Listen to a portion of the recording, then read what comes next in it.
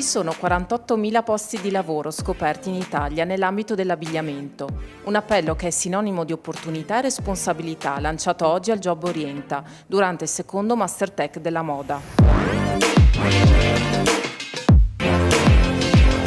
Claudio Marenzi, presidente Confindustria Moda, fotografa la situazione da qui ai prossimi anni, dove domanda e offerta devono incontrarsi, dalla formazione al lavoro. Una grande opportunità per il nostro settore, nel mondo tecnico, legato ovviamente anche a tutto il mondo digitale, un settore manifatturiero e per cui con una grande possibilità non solo di impiego, ma di longevità di impiego, per cui direi un'assenza di precarietà, perché chi viene preparato per questo settore difficilmente ne può uscire.